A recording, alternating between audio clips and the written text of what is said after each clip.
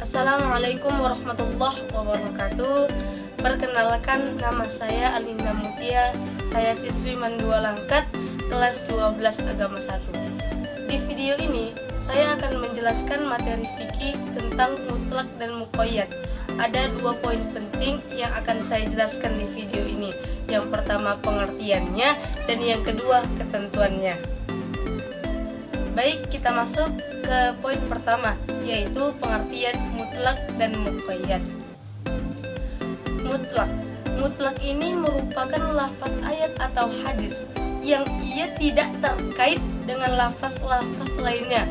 Sedangkan muqayyad ini juga merupakan lafaz ayat atau hadis, bedanya dia masih terkait dengan lafaz-lafaz lainnya.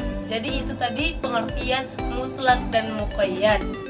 Baik, kita masuk ke poin kedua, yaitu ketentuan mutlak dan muqayyad. Terkadang kata tertentu itu berbentuk mutlak, tetapi kata yang sama dengan ayat yang lain bisa berbentuk muqayyad. Contohnya itu terdapat pada ayat mengenai potongan tangan. Apakah batasan tangan yang dipotong dengan tangan yang dibasuh itu sama atau berbeda? Baik, kita masuk ke ketentuan pertama atau ketentuan 1. Jika kasusnya sama, sebabnya sama, tapi hukumnya berbeda, maka yang mutlak harus mengikuti pada yang muqayyad. Contohnya itu terdapat dalam Al-Quran surah Al-Ma'idah ayat 3 yang berbunyi, A'udzubillahi minasyaitonirrajim, Bismillahirrahmanirrahim. Hurrimat 'alaikumul maitatu waddamu. Kata waddamu ini memiliki arti darah. Nah, kata darah pada Al-Quran surah Al-Ma'idah ayat 3 ini berbentuk mutlak. Dalam contoh lain disebutkan dalam Al-Quran surah An-Na'm ayat 145 yang berbunyi, A'udzubillahi minasyaitonirrajim, Bismillahirrahmanirrahim. Qul la ajidu fima uhiya ilayya muharraman ala ta'imin yat'amuhu illa ayyakuna maitatan aw daman masfuha. Kata audamam ini juga memiliki makna darah. Nah, kata darah dalam Al-Quran surah An-Na'm ayat 145 ini berbentuk muqayyad. Nah, jadi kesimpulannya, darah yang haram itu adalah darah yang mengalir, sedangkan darah yang beku seperti hati, limpah itu hukumnya halal. Baik, kita masuk ke ketentuan 2. Jika kasusnya beda, sebabnya beda, tapi hukumnya sama, maka yang mutlak tetap mutlak dan yang muqayyad tetap muqayyad. Contoh, itu terdapat dalam Al-Quran surah Al-Mujadilah ayat 3 yang berbunyi, Bismillahirrahmanirrahim. Walladzina yudhahiruna min nisa'ihim tsumma ya'uduna lima qalu fatahriru raqabah.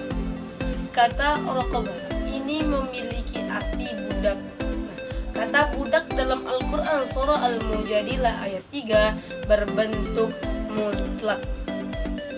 Sedangkan contoh lain itu terdapat dalam Al-Quran surah An-Nisa ayat 92 yang berbunyi, Bismillahirrahmanirrahim. Wa man qatala mu'minan khata' fatahriru raqabatan mu'minah. Kata raqabatan mu'minah ini memiliki arti budak yang mukmin, budak yang beriman. Nah, kata budak dalam Al-Quran surah An-Nisa ayat 92 ini berbentuk muqayyad. Nah, jadi kesimpulannya, dalam kasus zihar boleh memerdekakan budak yang kafir, boleh juga memerdekakan budak yang mukmin. Tapi dalam kasus pembunuhan wajib memerdekakan budak yang muslim. Baik, kita masuk ke ketentuan 3.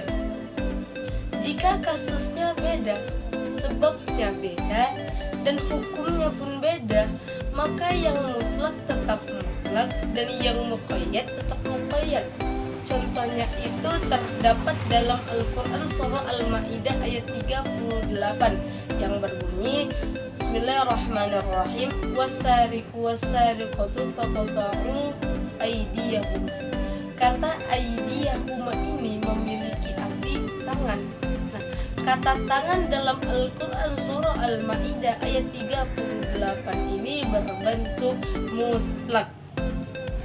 Sedangkan pada Al-Quran surah Al-Ma'idah ayat 6 yang berbunyi A'udzubillahi minasyaitonirrajim Bismillahirrahmanirrahim Faghsilu wujuhakum wa aydikum ilal marafiq.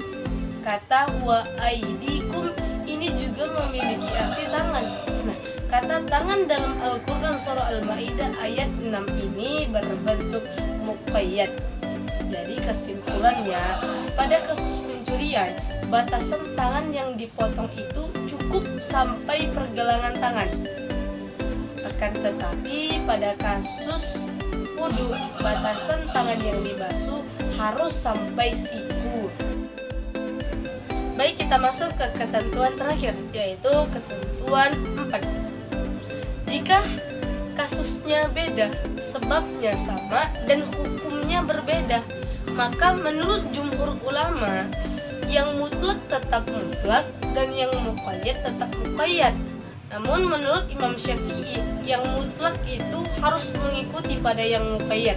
Contohnya terdapat dalam Al-Quran surah Al-Ma'idah ayat 6 yang berbunyi Bismillahirrahmanirrahim famsahu biwujuhikum wa aydikum min. Nah, kata wa aydikum ini memiliki arti tangan. Nah, kata tangan dalam surah Al-Ma'idah ayat 6 ini berbentuk mutlak.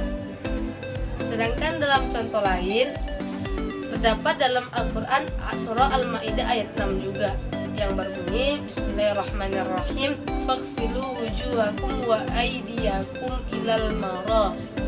Kata wa aydikum ini juga memiliki arti tangan. Nah, kata tangan dalam surah Al-Ma'idah ayat 6 ini berbentuk muqayyad. Jadi kesimpulannya, menurut jumhur ulama, batasan tangan yang disapu dalam tayamum itu cukup sampai pergelangan tangan. Tapi menurut Imam Syafi'i, batasan tangan yang disapu untuk tayamum itu harus sampai siku, karena harus mengikuti batasan tangan pada wudu.